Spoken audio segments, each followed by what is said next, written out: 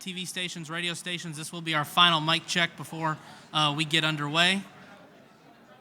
I will do a white balance at the podium in just a couple minutes. So mic check 1, 2, 3, 4, 5, 6, 7, 8. Check, check, check. Mic check 1, 2, 3, 4, 5, 6, 7, and 8.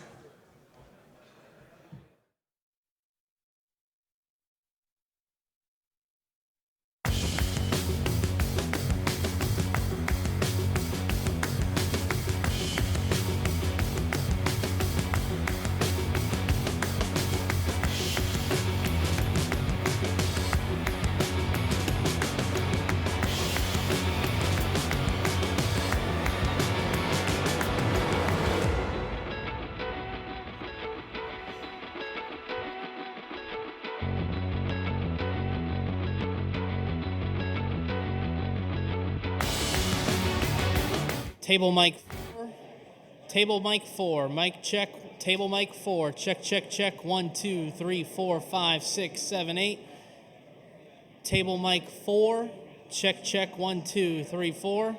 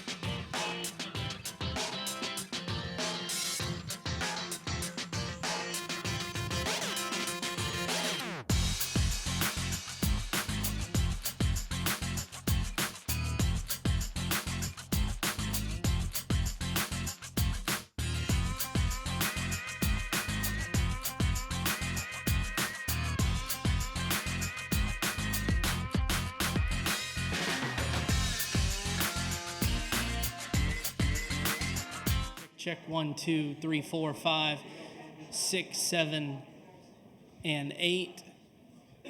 Steven, you guys on that side, are y'all getting that better?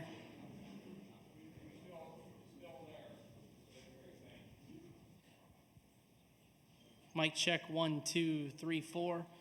Check, check, check 1, 2, 3, 4, 5, 6, 7, 8. Mic check.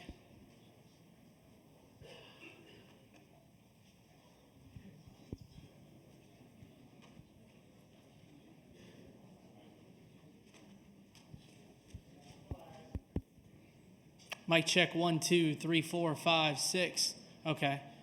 I'm seeing thumbs up. Guys, y'all, we're good? Okay?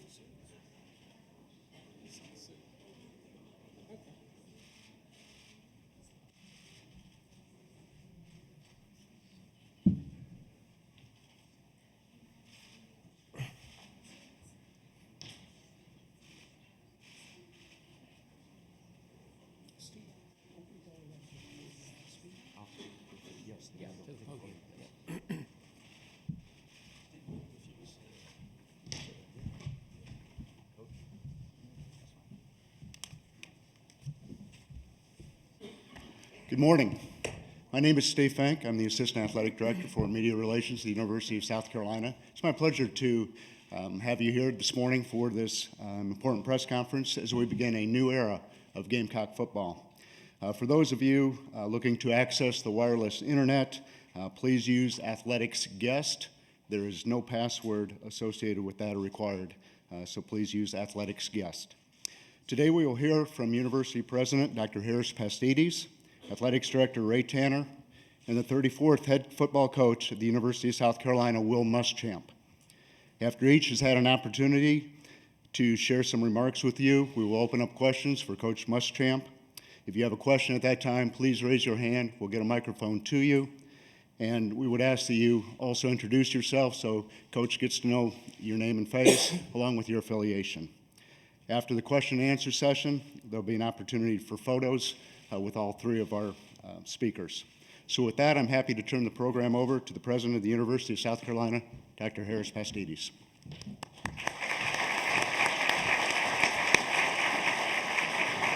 Well, thank you, Stephen. Good morning, and you set the tone right. Welcome to a new era of University of South Carolina Gamecock football. Welcome to everybody. I see so many of you who are so important to us, our trustees, Mark Bike Jr., Chairman Gene Moore, Chairman Emeritus Herbert Adams, Trustee Tommy Cofield, Thad Westbrook, Doran Smith, Hugh Mobley, Secretary Amy Stone, members of our Gamecock Club, the fan base, students, faculty, and members of the media. I could not be more excited to be looking forward and looking ahead to matching our great football program with the other success we're having at the university. After this weekend with a men's and women's basketball victory, I believe, Coach Tanner, we remain the only Division I university with an undefeated men's and women's basketball team.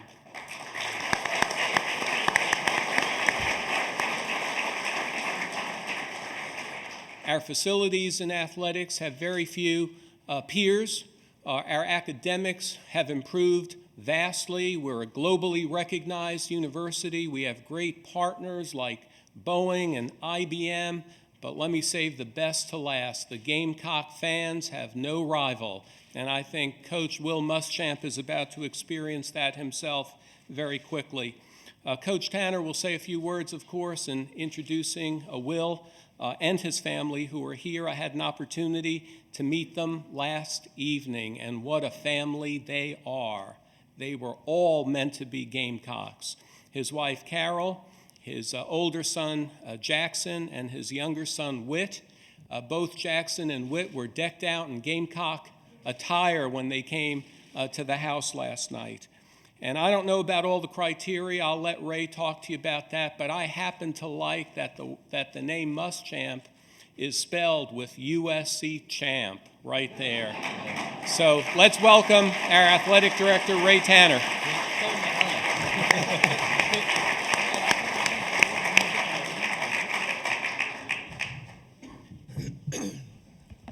Good morning, everyone. Thank you for being here today for this exciting announcement.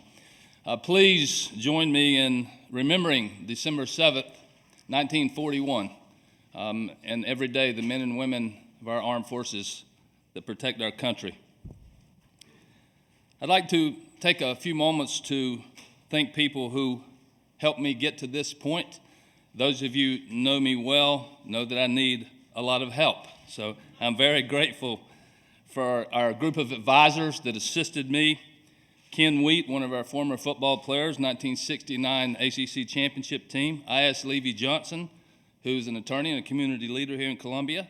Chip Comer, who's the chairman of the Gamecock Club Board of Directors. Ms. Joan Gable, Executive Vice President of Academic Affairs and Provost. Susie Van Huss, who is a former faculty academic advisor. And the chairman of the board, Mr. Gene Moore. And lastly, our own number 21, Marcus Lattimore. I'd like to thank our Board of Trustees throughout this process, and of course, Dr. Pastides. Eastman and Bodine, who have been a tremendous help.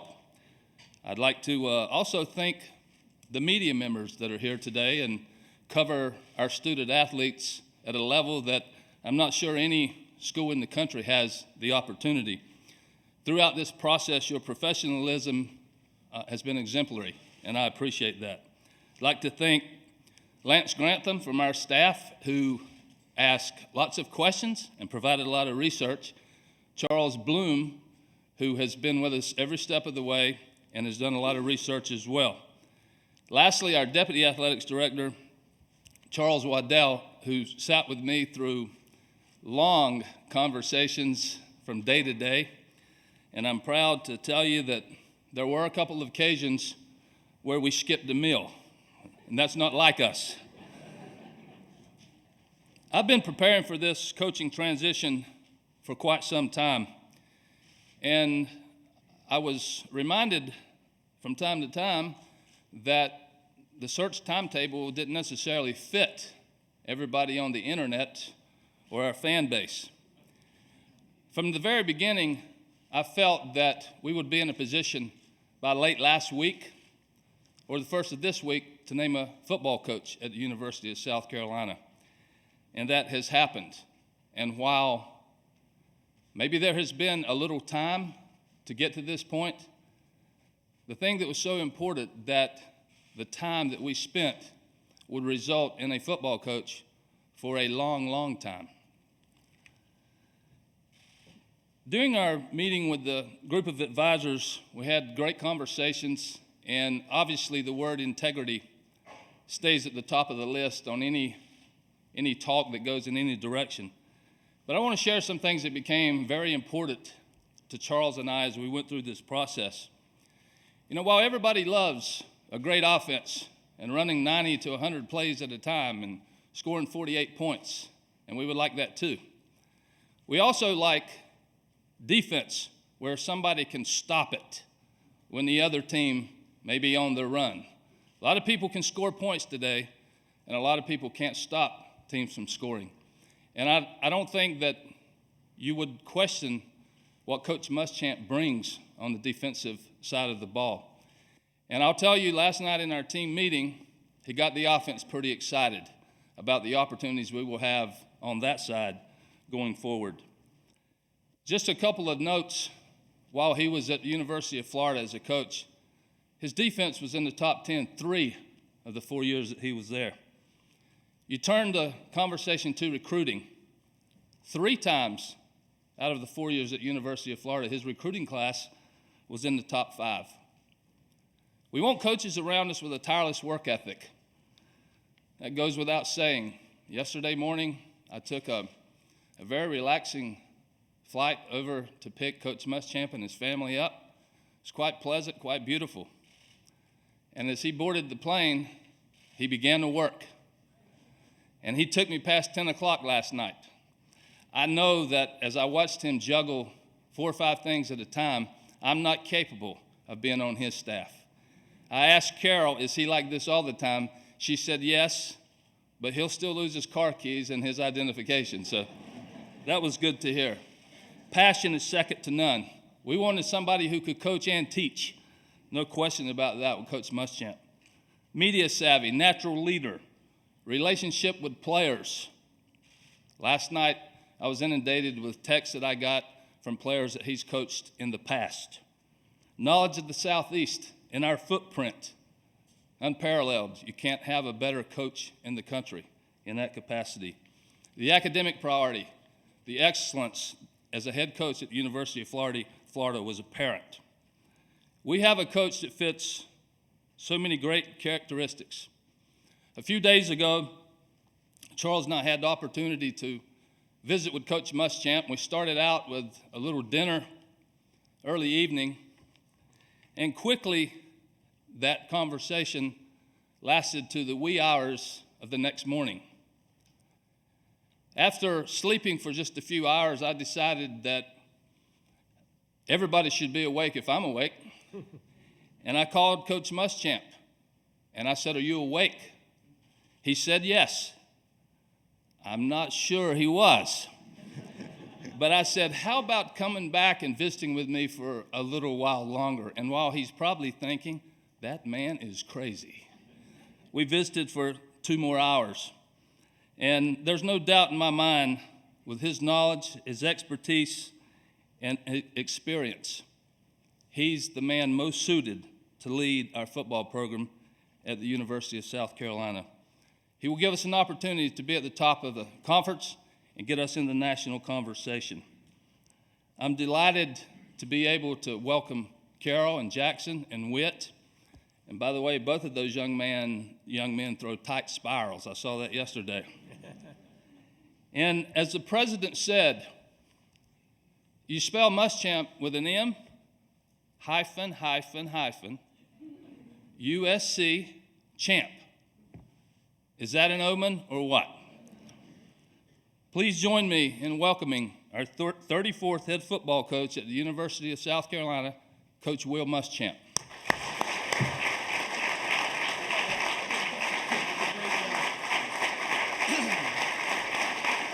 Thank you very much.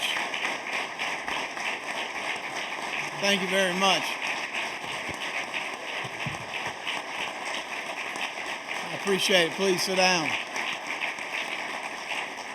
I promised everybody $1 if you'd stand up when I walked up here. I didn't bring that many dollars, so really excited to be here. Really excited to be a South Carolina Gamecock. Carol and I and the boys are thrilled to be your head football coach and lead this program as Coach Spurrier has raised the level here, raised the expectation level here, and we're excited about meeting that challenge and that opportunity, and we embrace everything as far as the expectations of winning championships here in Columbia, and that's going to happen. I want to thank President Pastides and investing the confidence in me to get the job done. There's no question that any organization's got to have leadership at the top, and since 2008, he's done a phenomenal job here at South Carolina. And to be able to sit in his beautiful home last night with his wife, Patricia, and talk to them and see how down-to-earth they are and their genuine thoughts about the University of South Carolina and where this program is headed. I'm looking forward to that partnership moving forward. I want to thank Coach Tanner. Obviously, it was a long process. I'll be honest, that was a long day. I can tell you that. Charles Waddell, I'm looking forward to working with you. Great to have dinner last night with Coach Tanner and Karen, his wife, and his 3 children. Luke and Maggie and Gracie. That if you ever wanted to get some energy, go hang out with them a little while.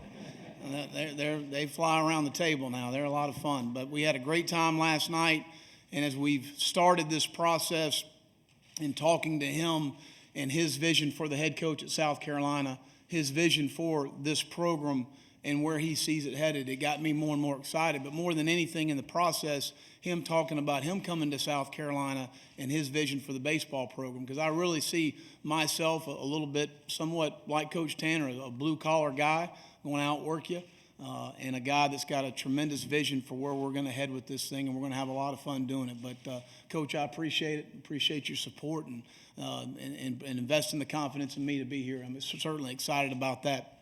I can't go any further without thanking my wonderful wife, Carol. She is a great mom, and I love you. Stand up, please.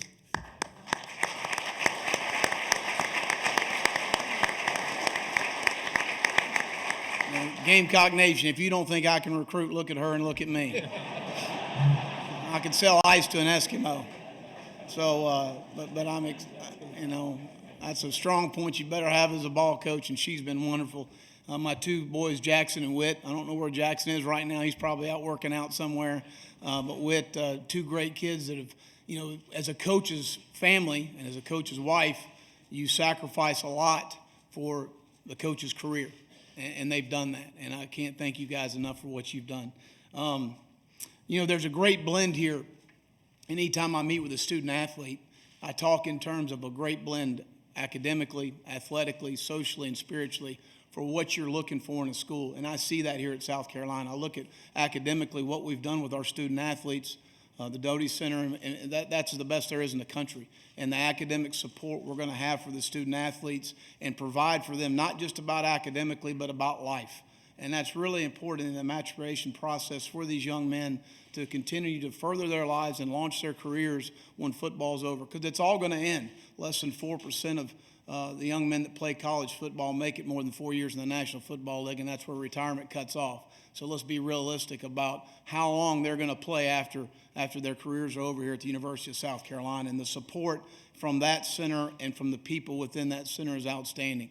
The spiritual support to give the young men outlets for what they want to be able to accomplish, and to make sure there's things and there's people that they can talk to that maybe they won't talk to Coach Muschamp about, but they certainly have those people to reach out to.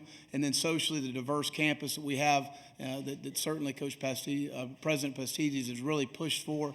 It's really, really exciting that a young man can come on this campus, but also in the city of Columbia, and have a wonderful experience and a great college experience. And that's really important to me. It goes a lot further than Saturday afternoon with me. We're with them Sunday through Friday, and the growing process of a young man and the future leaders of our country. And that's really important to me. And then athletically, football's a developmental sport. So you've got to develop, and you start it with the evaluation process in high school, and it's really important to evaluate the film. I was doing that late last night and into this morning for our next signing class, and then looking at those young men, seeing if they're the right fit, see if they have the right character, if they're going to represent the University of South Carolina in a first-class manner. Again, very important to me that they're going to do that. But then develop them on the field as well, and I'll put our track record up against anybody as far as the development of players when you get them on campus, because that's critical as well, and then winning a championship. And again, as I said earlier, Coach Spurrier raised the expectation level here, and we're gonna continue to push that forward and push the envelope to winning championships consistently here in Columbia, and I look forward to doing that. I met with the team last night and really asked them three things that they would bring every day to work. And that number one is just great energy in what you do, whether it's academically, whether it's athletically, whatever you do in life, let's do it hard. Let's do it with great energy and great passion with what you're trying to do. Talked about great effort. Whatever you do, let's give great effort. You know, if you do that, good things are going to happen for you eventually. And then obviously you got to have a positive attitude in everything you got. You look at the facilities here, and I know, talking in terms of the new operations facility, I'm really excited about that. But everything is on par for us to be very, very successful. So let's take advantage of the wonderful opportunities we have here. I talked to the team about change is inevitable in life, and growth is optional. Change happens. There's a lot of times you can't do anything about it. And what's happened as far as, Coach Spurrier moving on and whether or not the staff's going to be here or not, those are things that are out of your control. But the growth you can control. So grow with us in what we're trying to do. We're going to assemble an outstanding staff. I'm going to address that as we move forward.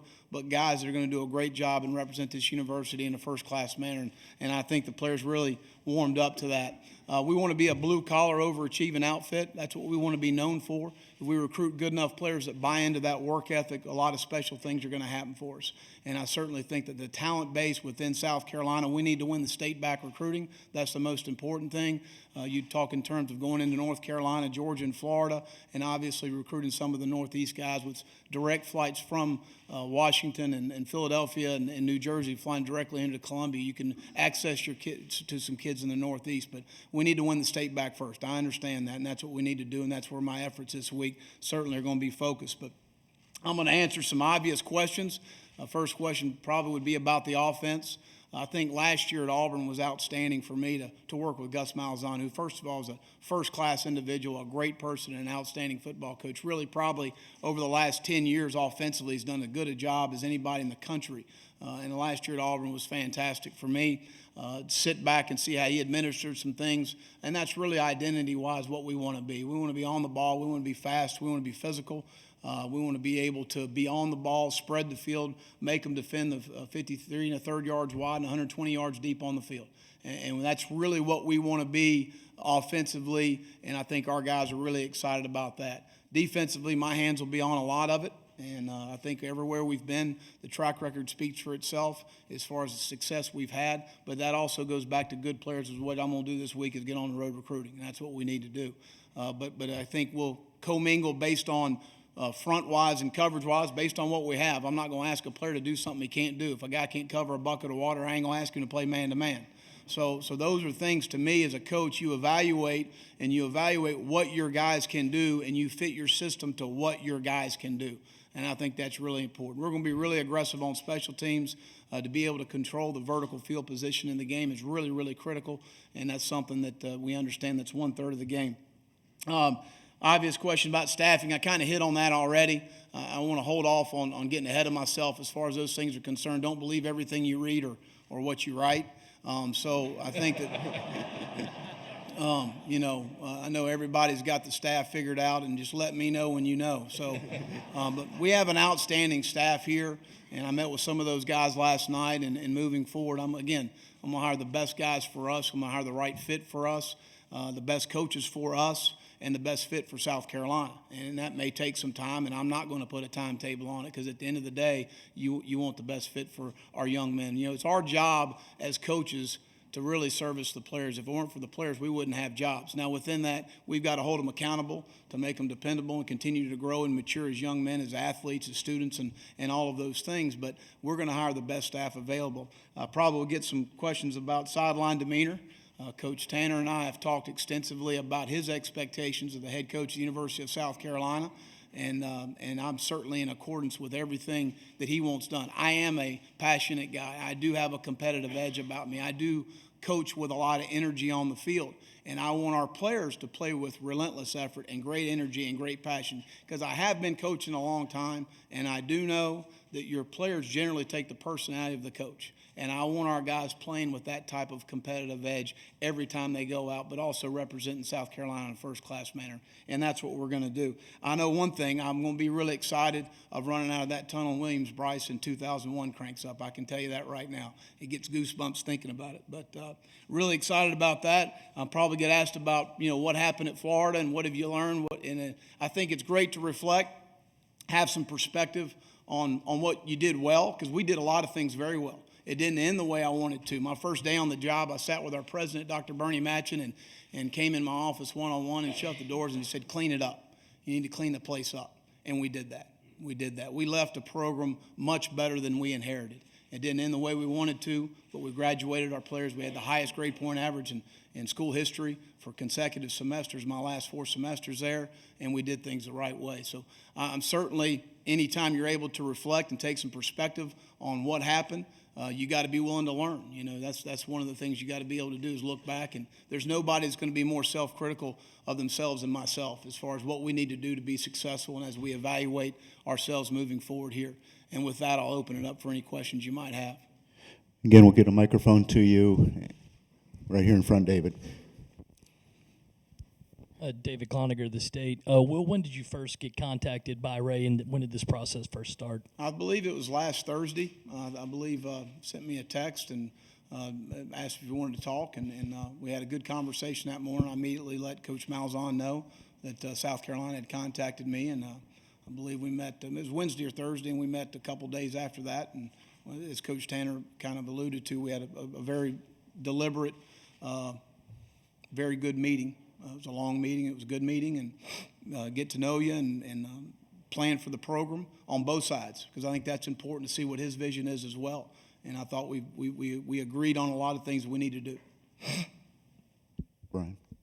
You kind of alluded to it, Brian Hans, Spurs and Feathers. You kind of alluded to it, but when you started thinking about you officially taking the job, what sold you on South Carolina?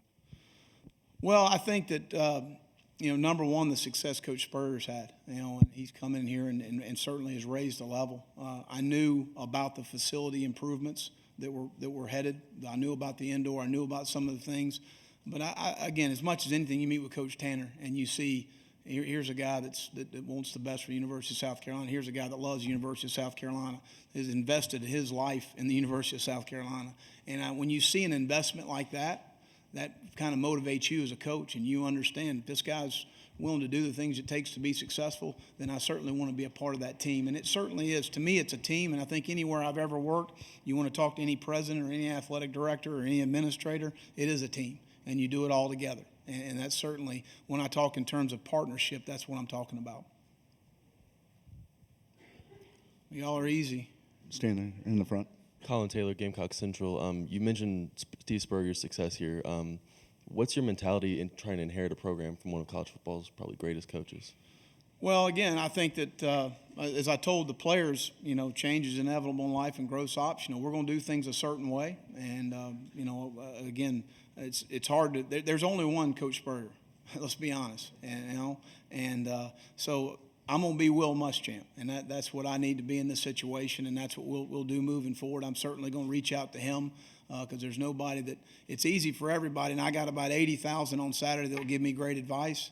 But he sat behind the chair, and he understands what it's like to be there, and I'll certainly would cherish those opportunities to talk to him. David. David Caravello, Charleston Post Courier. Will, I mean, how different are you as a head coach now compared to your time at Florida, and how much different do you think you're going to operate here as opposed to there? Well, I've gained about 15 pounds. I didn't exercise very good this fall. I think as much as anything, it's kind of like marriage. That first year, there's a little adjustment, and that fifth year, you're doing a little better. It's no different than being a father. That first couple things that pop up, you kind of look at it and you think, you got to be kidding me. I got to do this, and then you start moving forward. You kind of understand it a little bit more. No different than being a defensive coordinator. Your first year, you kind of, wow, there's a lot to this. and then the game slows down for you as you go. It's no different than being a position coach. So I would liken it to possibly being a CEO of an organization, which I've never been. But the more experience you have at it, the more things you see. As I always talk in terms of freshmen playing, the game starts to slow down a little bit, and you are able to anticipate a little bit more things that may happen, whether it's staff-wise, whether it's roster-wise, whether it's attitude-wise, whether it's practice-wise, and you're able to see a lot of those things and have a little bit more anticipation. A guy that I worked for that I think is as good as anybody in the country with anticipation of issues is Nick Saban, and I think that's one of his strengths. He anticipates things happen. Mac Brown was outstanding at anticipating things happen. You know, they saw things happening, and as an assistant coach, never sitting behind the chair, the desk there, how did he know that was going to happen? Well, it's experience, and there's certainly leaning on that past experience is going to help me a lot. John. John Whittle, thebigspur.com. I was wondering if you had a timetable to announce any of your staff members, be it a couple of staff or the entire staff. No, again, when I know, I won't wait for the entire staff, obviously, because different guys have different obligations at other schools. But when I know it's official that we're able to name a guy, you'll know as quick as I know. I'll make sure you know. I don't have any timetable, though, no. Gene. Hey, Will, Gene Sapica from the Charleston Post and Courier. Would you agree that it's easier to recruit at Florida than at South Carolina? If you agree with that, how are you going to compensate for that? If you don't agree with that, why don't you agree with that? You see where I got my undergraduate degree? I may struggle with that question. Again, I think a lot of recruiting goes into relationships, number one. Number two, it goes into region, population, and obviously at the University of Florida, the population of some of the cities and the surrounding areas you have within I always look at it as a 5-hour radius. You know, that's a day trip for a family to see Johnny play on Saturday afternoon and be able to get back home. So within a 5-hour radius, do we have the number of players that a place like Florida has within that 5-hour radius?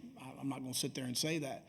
But I also look at recruiting rankings. I've never worried about how many stars they had by their name. I really haven't. I've never looked at rivals or any of that stuff. No offense to any of you guys. And looked and said, well, he's a 5-star. We must like him.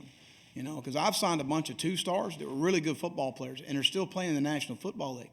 But it goes back to what I said in my original statement. It's about the evaluation. And does this young man fit for what we want? And then the development on campus, whether it's in football IQ, it's in the weight room, as far as coaching is concerned, and all the experiences we've had before. So, again, I'm going to find guys who are going to fit for our program. Are there players within a 5-hour radius to have a high-ranking recruiting class? I assume so. I really don't know because I don't get involved with that. We offer young men that are going to come here that fit what we want to do within our systems offensively, defensively, and special teams. So as far as the rankings concerned, I don't really get a whole lot of concern with that. I know our fans do, and I know our fan base will get really excited about a 5-star. But at the end of the day, it's not really about winning in February. It's about winning in the fall and winning with good football players who are going to represent this university in a first-class manner. Let's go to the back, Corey. Coach Muschamp, Corey Miller, Watch Fox Sports. Have you seen much of this roster, this team that you're going to inherit? And then number two, have you contacted any of the guys that committed to South Carolina and old staff? Yeah, I'm meeting with the team last night, a lot of familiar faces, a couple guys I'm glad they turned me down, so that was good to see those guys. Again, I don't want to make any comments until you're able to work with a young man and see his work ethic and his competitive edge and all of those things, and obviously the physical attributes you want to see. And I have reached out to some players that we're recruiting here, and I can't comment really any further than that. Coach Chris Trainer with the Free Times here in Columbia, back here. You mentioned that things didn't end exactly the way you wanted them to at Florida. What does it mean to you personally then to get a second chance at a head coaching job in the SEC, considering it didn't end the way you wanted it to? Well, I think, again, that's Coach Tanner's and President Pastidi's confidence in me to get the job done here at South Carolina. So in the interview process, obviously they felt like that I could get that job done, so I'm appreciative of the opportunity. Let's go over here to the right. Coach Muschamp, Andy Shane from the State Paper. You had mentioned demeanor earlier. Is there an expectation difference in demeanor between being a coordinator and being a head coach, and how might your demeanor be different than what we saw this year at Auburn? Well, I think absolutely there's a huge difference in being the head coach and a defensive coordinator. There's no question. And I think as a head coach, obviously, you're thinking through other situations, offensively, special teams, making those decisions, as well as defensively. As a defensive coordinator, I'm focused and concentrated on one side of the ball and one side of the ball only. And so certainly demeanor certainly could change, yeah. Stay to the right. Obviously, Scott Eisberg, WCIV in Charleston, not obviously on that, but obviously this year, Clemson, #1 in the country, heading to the playoff in the state, much of the talk, everything kind of skewing towards Clemson now. Any plans to kind of, pull South Carolina back even in the race, if you will, as far as perspective within the state of South Carolina and with recruits? We're just going to worry about the University of South Carolina. Right there. Go ahead. James Carpia from AL.com. Will, there was some improvement down the stretch at Auburn, but year over year there was statistical regression. How do you explain it, and do you have any regrets about this past year at Auburn? Well, absolutely. I mean, our regrets over a 6-6 season. I'm not a big stat guy. I've explained that to you multiple times. But, again, I think we made tremendous improvements as the year went, and certainly added some very good players to the program. I hate the fact that those kids have got to go through a change again as defensive coordinator. That's something that I certainly regret, that they've got to face that. It's very difficult, but that's a great situation there. Gus does a fantastic job, and I'm really, hurt that we couldn't continue to move forward, but certainly excited about the opportunity here. Josh. Josh Kendall with the State. Will, do you have any philosophical differences in how you will handle the offense, or how you think the offense ought to be handled from your time at Florida? Well, again, I think in describing a little bit about what we did at Auburn is much different than in my first 3 years, not my last year at Florida. We still needed to be more productive, and that falls on my shoulders. But philosophically, we want to snap the ball as many times as possible and score as many points as we can, and that's what we plan on doing. Go to Reggie over here. Reggie Anderson. The more times you snap it, the better chance you got to score. I have figured that out. Reggie Anderson, WLTX TV here in Columbia. You mentioned Coach Saban and Coach Brown. What about some of the other coaches, maybe your high school coach, coaches at Georgia that influenced you? Well, I mean, it'd be unfair to mention any of them because they've all had a huge impact on my career. My high school coach, Jerry Sharp, was outstanding. I worked for Roy Kidd at Eastern Kentucky, won over 300 games, and is as good a coach as I've ever come across. Is common sense, smart, tough, hard-nosed. Just loved being around the man in the time that I was there, and one of the great coaches all time. Now, he was at Eastern Kentucky, so he didn't have the fanfare that a lot of these other guys do, but certainly an outstanding coach. But again, I've been very blessed and fortunate to have been around some of the great coaches all time in college football. Let's go way back to the left. Coach John Wagner, Capital City Sports with Student Media. What's your message to the students coming off a 3-win season, and that the students may not know much about you? Well, again, I want them to support the student athletes, support their peers, and that's the most important thing they need to be able to do right now. Let's get exciting going. I'm going to be out in the community. I'm going to be on campus. I think it's very important for them to be recognizable to me and being the head coach of the University of South Carolina. But let's get behind these young men and let's support them. Right there in the middle.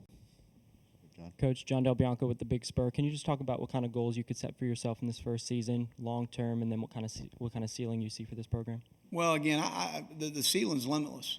We're about winning championships here. Okay, I've stated that, and I believe that. So, but I'm not going to get into goals right now. Right now, I'm focused on recruiting. I'm focused on our players finishing exams very well. I said that multiple times last night, to finish strong academically. I'm big into accountability for them, and if they come in there and don't do well on exams, I can't count on them. If they're not going to do well on exams. That's very important to me because generally the guys that are pain in the butt off the field are a pain in the butt on the field. Does that make sense? So I want to be able to have guys that enjoy being here and going to do things the right way. That's really important. But I'm not going to get into setting a bunch of goals right now. But I do know what the expectation is, and that's winning a championship. Phil. Phil Kornblut, South Carolina Radio Network. After meeting with Ray, when did you get the offer? What did you think when you got the offer, and how long did it take you? What was the process after that in making your decision? Well, I guess we talked Saturday morning, I believe, and I don't know the exact timetable of everything, but it didn't take long. This is where I wanted to be, and I made that very evident in the interview process as we continued to move into the wee hours of the night. And I could see Charles was getting a little tired, and I figured he was wanting to go to bed. But I made it very clear that this is where I wanted to be, and this is where I wanted to be for a long time. My son Jackson's going in 9th grade. We've moved and been very unfair to him, and this is where we're going to be. This is where we want to be, and I'm excited about that. But I made it very evident in the conversation that we had that this is where we wanted to be. Let's go over here first to the left, and then we'll come back to John. Coach Brad Freilich with WIFF in Greenville. How quickly can you spin around talent on a football team just simply because of the drop-off that's happened over the last couple of years here from the 11-win seasons? How quickly? Is that a 1-season, 2-season, 3-season thing? You know, to me, it's day-to-day. It's go recruiting, improve your program, get the guys on campus to buy into what you're trying to do, offensively, defensively, and special teams, and that's what we're going to do. Let's go back to the right to Rick. Rick Henry, WIS-TV here in Columbia. Coach, as a new coach coming into a program, is it important to you to reach out to former players to get their support and help with what you're trying to do? Absolutely. You know, the experiences that these guys had in playing in Williams-Bryson and playing at the University of South Carolina is really, really important to me to be able to have and build that bridge with those guys with our football team.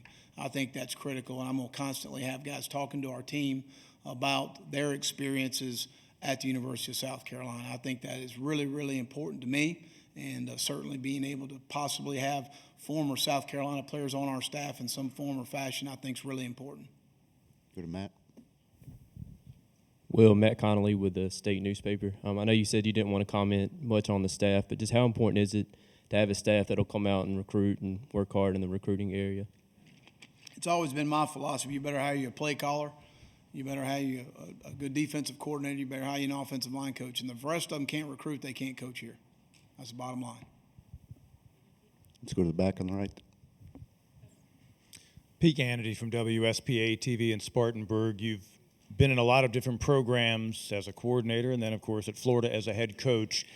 Obviously, the responsibilities are different, but what's the biggest adjustment being the head coach as opposed to being the coordinator that you had to deal with when you got to Florida, and then maybe thinking about it in the past year that you encounter trying to separate that head coaching role from being the coordinator and some of the responsibilities that are ahead of you here? A lot more meetings with guys like you. I don't mean that in a derogatory manner at all. But no, you just have a lot more responsibility outside of coaching football. You know, you have a lot more media responsibility. I'm not complaining about it.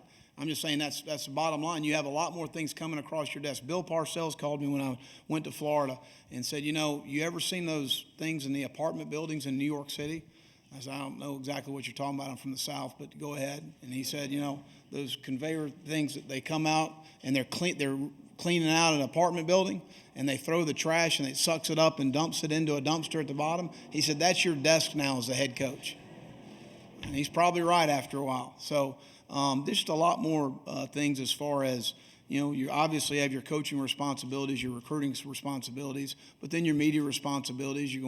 Obviously you need to get out in the community. You need to get on campus. You need to get to the Gamecock clubs. I mean, those are things that are really, really important. And it's critical that you represent that in a first-class manner for South Carolina. And there's just a lot more responsibility outside of just ball coaching. Being the head coach. And that's, to me, in a nutshell, that's probably the biggest difference. No disrespect at all. Bill Gunner, Fox Sports Radio here in Columbia. From your time at LSU and then at Florida, can you just talk about your perception from the outside on the South Carolina program as you've watched them over your time? Well, that very difficult place to play.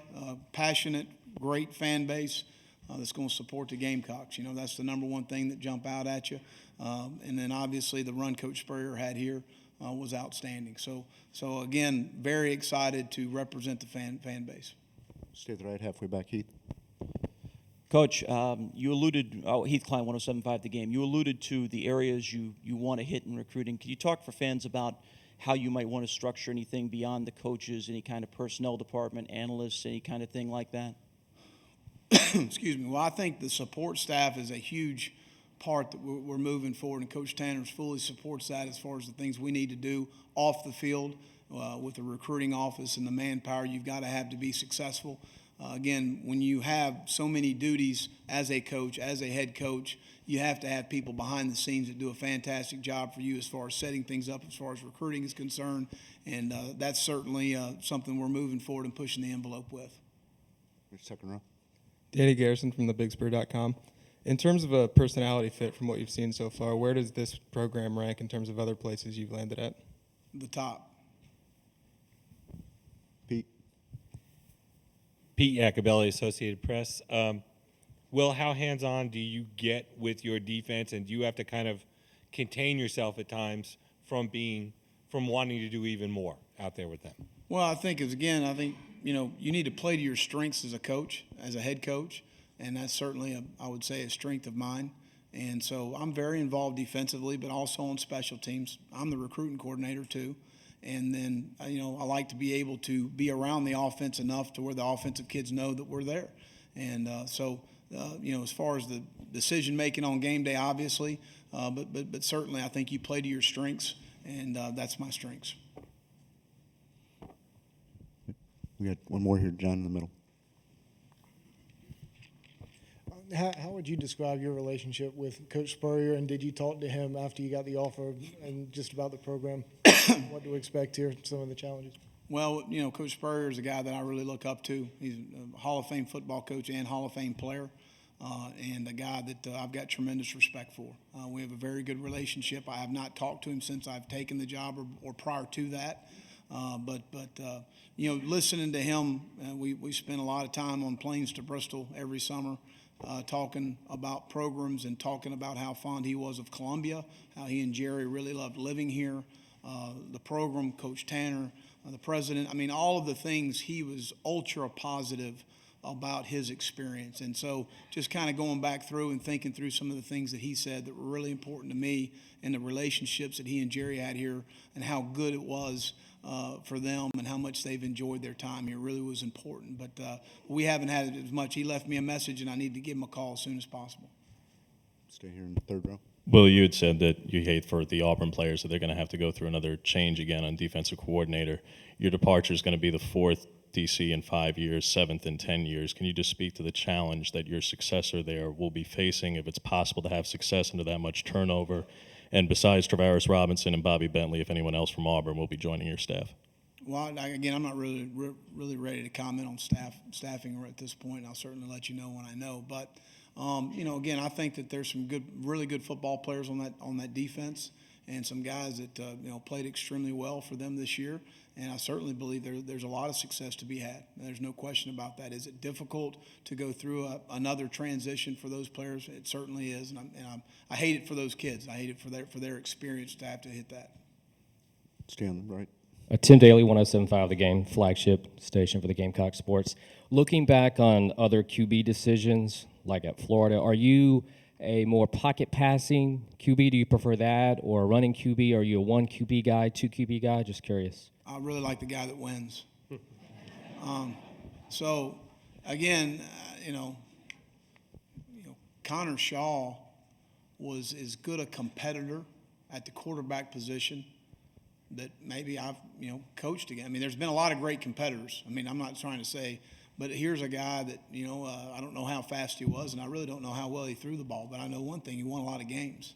So I don't really want to put yourself in a corner of what kind of quarterback you like. You like a winner. You like a guy with intangibles that positively affects everybody in the organization, because if you don't get it right at that position, it affects the entire organization.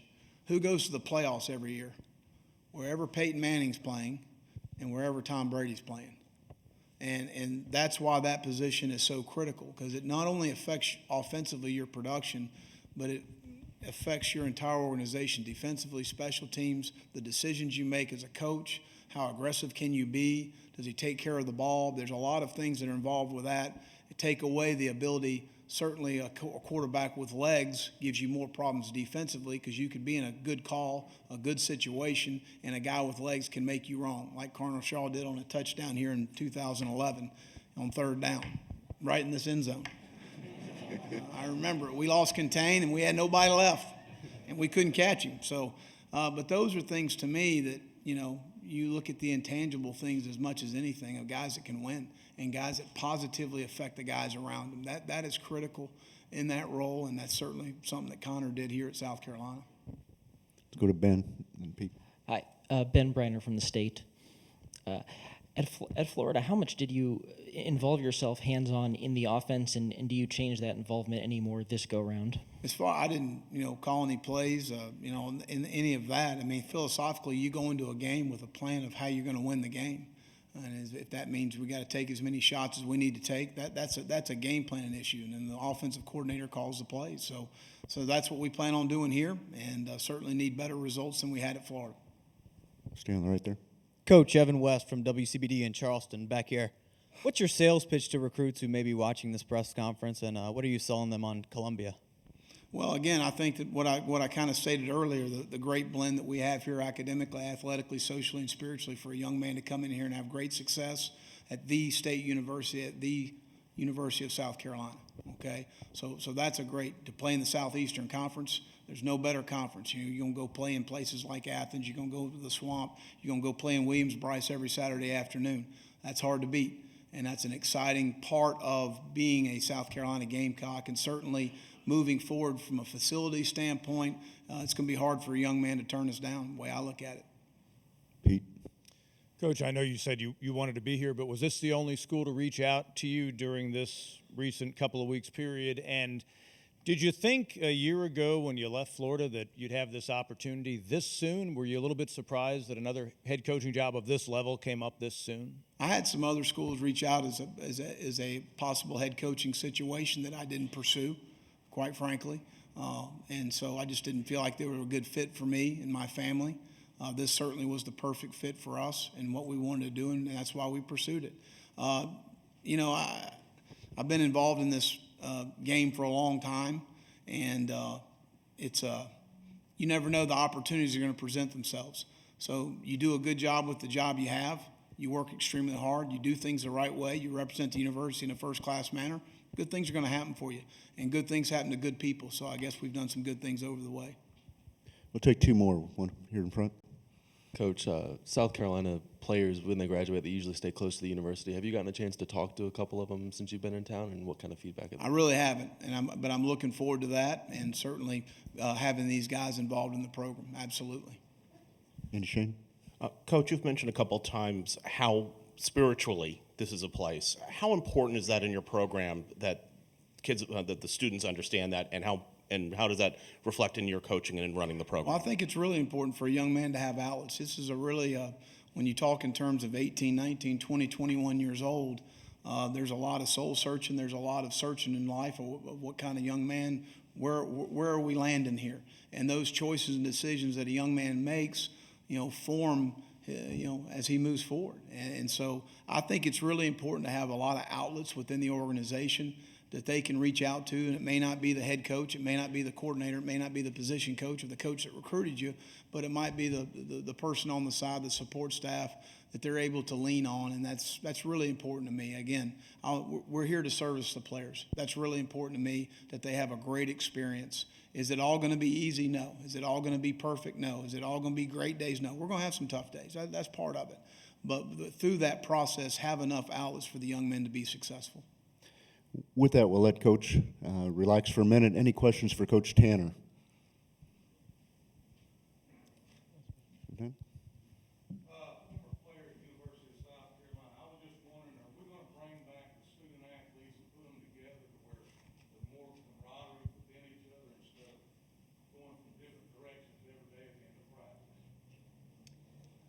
That's always a paramount discussion that we have at the university level with our board of trustees. And while it's difficult many times, Coach Muschamp mentioned the academic center, the Doty, and that's where our training table is. That's where our academic community is for all of our student athletes, and it has been tremendous for us and very successful. That is an area that our student athletes come together.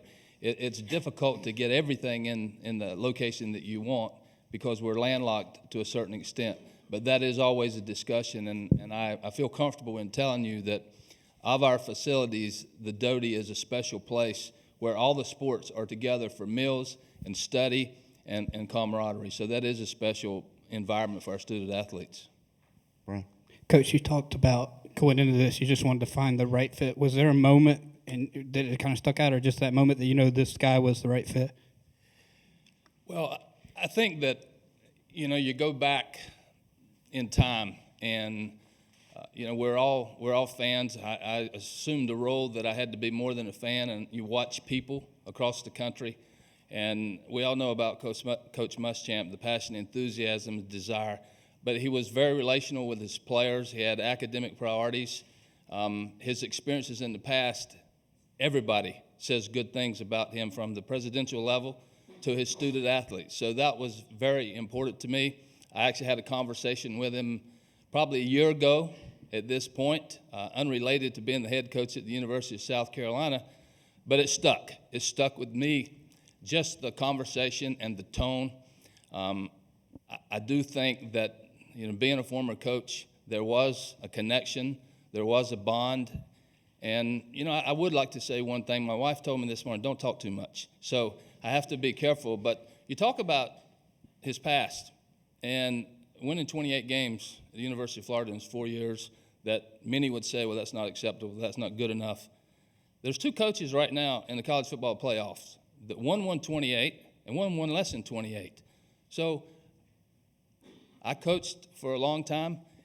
It's not perfect. It's not a perfect scenario. But it's about the other things that count. Winning games we all like, but the relationship that you have with your players, the impressions that you make upon them, you help them develop as young men, great athletes, if they can do it while they're playing for you. But there's a lot of things that are important, and that's what Will Muschamp stands for. Gino?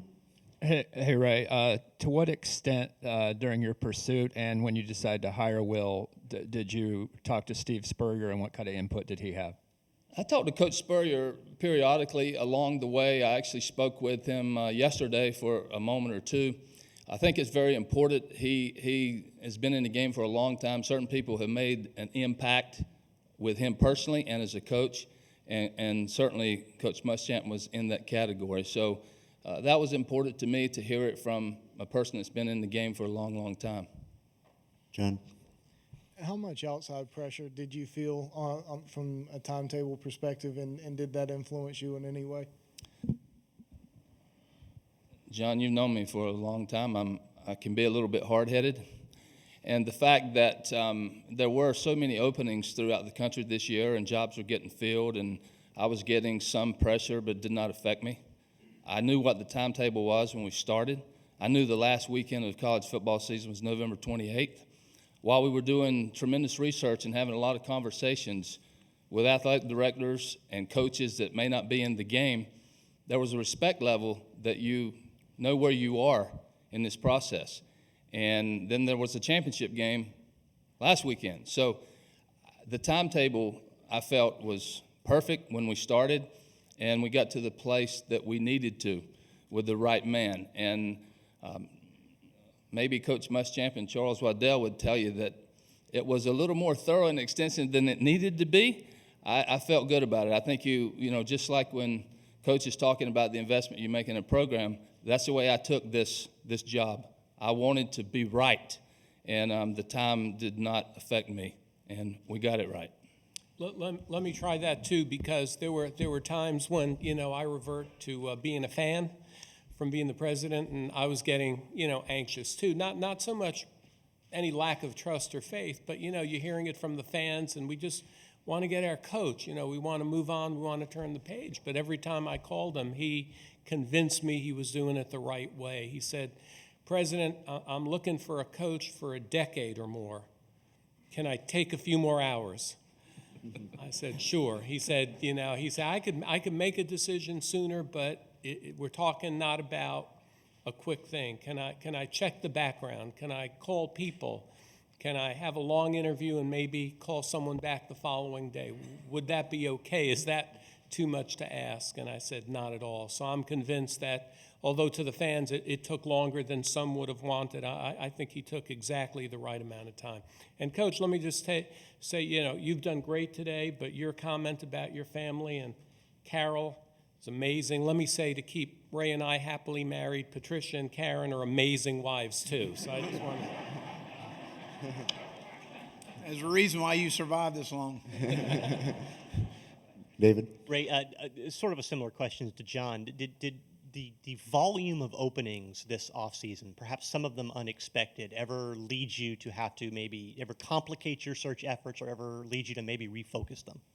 It really didn't. I don't know if it was confidence or arrogance.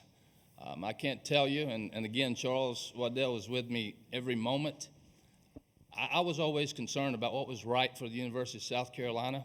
And if there was a coach that went somewhere or jumped to this or went that place, he wasn't the right guy. So I never became concerned with that. I think that having been in the game so long, been on a campus of college that has a high level of athletics, that you'll know when it's right. And I didn't get concerned about the openings or the timetable. Rick? Ray, what kind of conversations did you have with Coach Muschamp about his sideline demeanor? And if there is a blow-up, are you going to put him in timeout? Well, honestly, we had a very serious, lengthy conversation. And I get it. I've been there. It's not perfect. But I was concerned that, during our conversation, I might have been a little bit too firm, but he understands. We're all coaches, and we want everything that Coach Muschamp brings to this program with his players, with his passion and enthusiasm. And I even like a little bit when you have to get on an official. When they throw a flag, that's a little bit too far. But we talked about it extensively, and he certainly understands where we are. Go to the back. Ray, what's your message to the fans? I mean, let's be honest, a lot of fans did not like this hire. If you're on social media. So what do you say to them? I like the hire. I know Coach Muschamp's a great hire, by the way. But what do you say to them? Because a lot of folks don't like it, so this is a mistake. So if you had to look in the camera and say, Gamecock fan base, this is why, what would you say to them? I would say that we got our man. We got a Gamecock. Buckle up your seatbelt. Get on board. Here we go. And if you want to be fast and furious, that's where we're going. And I'm patient. I understand.